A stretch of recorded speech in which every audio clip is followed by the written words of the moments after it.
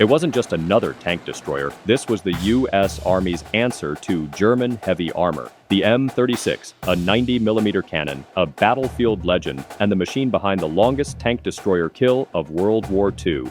This is its story. The 90mm gun motor carriage, M36, often called the M36 Jackson, is the United States' last tank destroyer.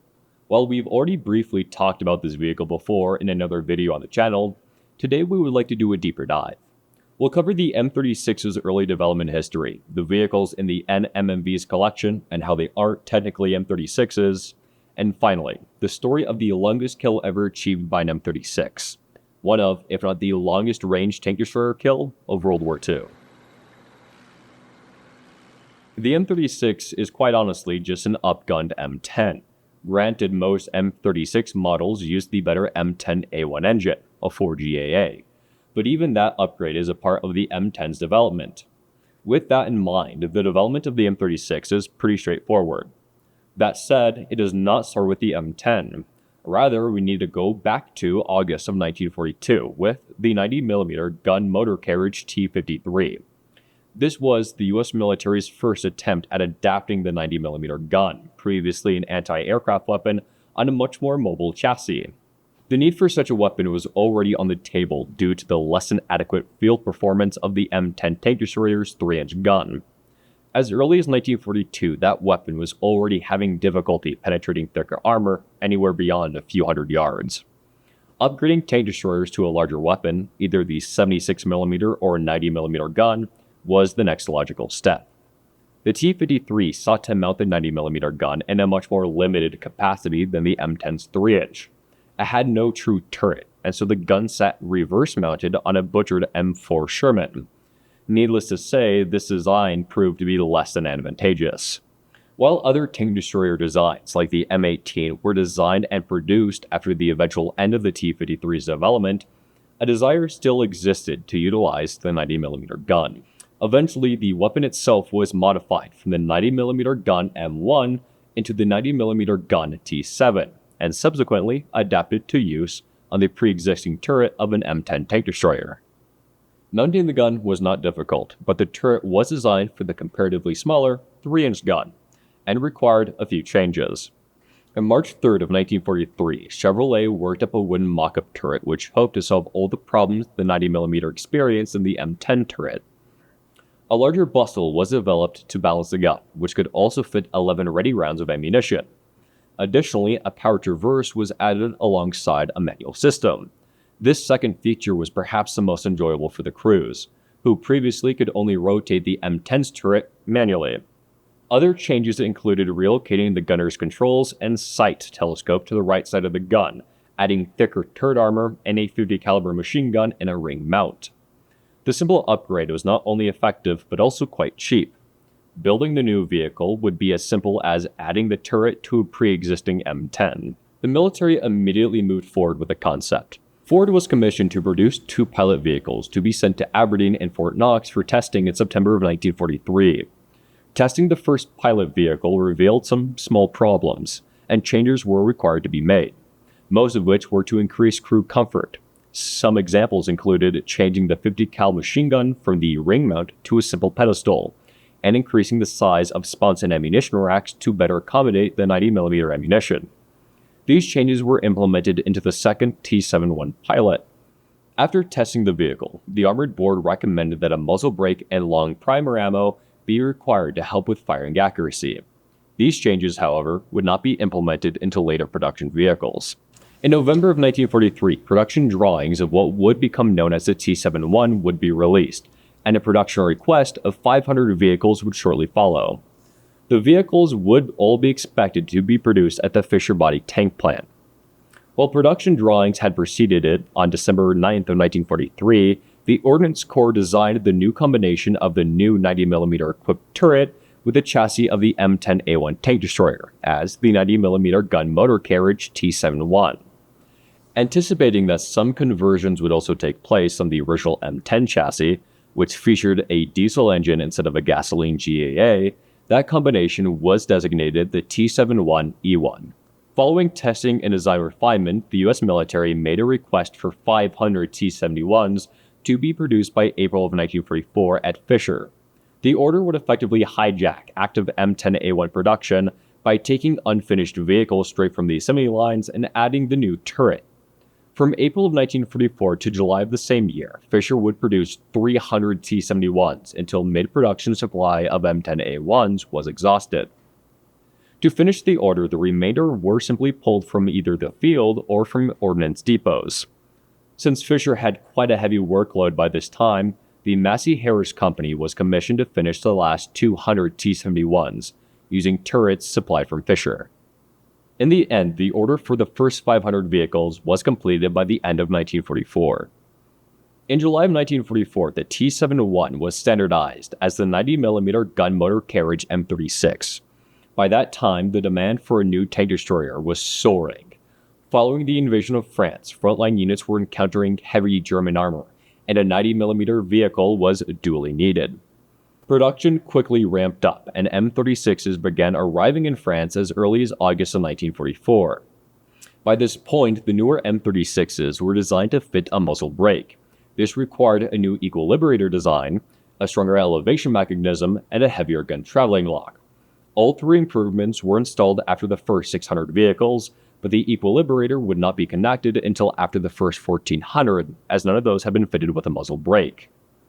Muzzle brakes could technically be installed on the vehicles after number 600, but due to man-hours required, this was rarely done. For later in production, other changes were made to the M36, like adding space suspension or turret top armor. However, that's beyond the scope of our vehicles here at the NMMV. While some online sources state that the NMMV has two M36s, this statement is technically untrue.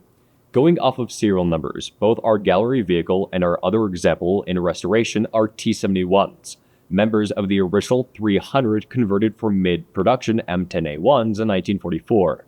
Therefore, we'll be referring to them as such from now on. Keep in mind, of course, that a T-71 and an early production M36 are effectively the same vehicle. Despite being early production vehicles, both of our T-71s feature a late production M36 quirk: threaded 90mm barrels to accommodate a muzzle brake. These threads are covered by a thread protector. These newer barrels were probably due to a simple replacement at some point. All vehicles will wear down their barrels after a lot of fighting, and a muzzle brake threaded 90mm barrels are more common. Our first T-71 here in the gallery is serial number 218, manufactured at Fisher in June of 1944. The second is serial number 300, which means it was also built by Fisher, but most certainly in July, right as the T-71 was being standardized as the M36. This makes that vehicle the last of the T-71s built as such. Remember, the next 200 will be converted for pre-existing M10A1s, which were returned from the line and refitted, not built as the T-71. Both of the NMMV's T-71s were once members of the Yugoslavian army as well. Following the Soviet-Yugoslav split in 1958, Yugoslavia was included in the United States' Mutual Defense Aid Program, or MDAP, which saw them receive over 300 M36s, including T-71s, under the standardized name. While these vehicles never saw combat with the Soviets, as was the fear, some saw use during the Balkan Wars of the early 1990s. Yugoslav M36s and T-71s saw their original GAA engine replaced with a much more suitable Soviet-built substitute to reflect available parts. Our gallery vehicle possesses its original T-55 engine, and the one undergoing restoration has one as well. That vehicle, however, has since had its engine removed. Eventually, when our second T-71 is restored, we will have installed the 4 GAA, bringing it closer to the line of its original US build. When you think of some of the longest shots made by a tank, it's likely that you think of a modern battlefield. At the same time, it's likely that you're thinking of a medium tank or main battle tank, not a tank destroyer. Perhaps 1991 comes to mind, where during Operation Desert Storm, a British Challenger 1 knocked out an Iraqi T-55 at a distance of 5,600 yards, roughly 3 miles. It is indeed an iconic story for a reason. But in 1944, an M36 would set what is regarded by most to be the longest tank destroyer kill of World War II. If we were to separate the achievements of a tank destroyer from that of tanks, it could even be argued that this was the longest shot made by that type of vehicle in history. The subject of the story is Alfred Francis Rose, often called Al. He was born in Philadelphia, Pennsylvania on the 17th of February, 1919. Not much is known about his childhood. The next time we see Al appear in the record books would not happen until 1934. At this time, Al would have been in high school around the age of 15, and this is his yearbook photograph. Again, Al disappears in the records, and we do not see him mentioned again until October 30th of 1942, his enlistment date. On this document, we also see his prior occupation listed, Undertaker.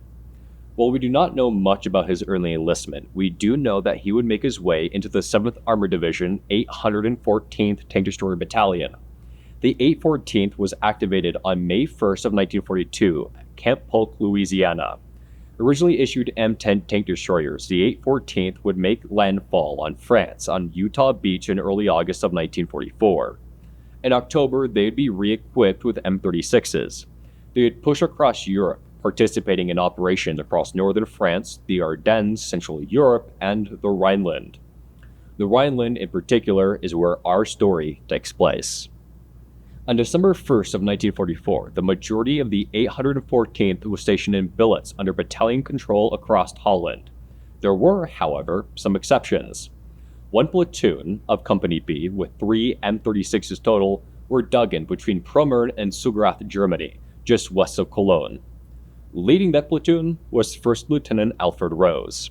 The platoon was given simple orders: fire at any target of opportunity to the northeast. The men, therefore, were in high alert for enemy activity. The day prior, on November 30th, they had spotted a German Panther. Both direct anti-tank fire and indirect artillery support had caused the Panther to retreat, but it was not destroyed.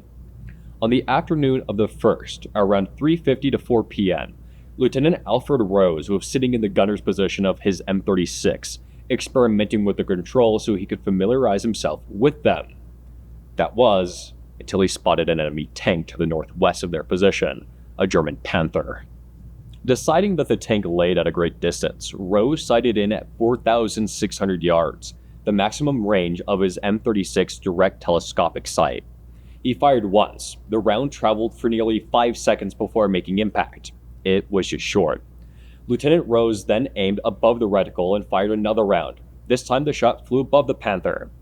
Believing that his first round was closer, he dropped the reticle back down to 4,600 yards.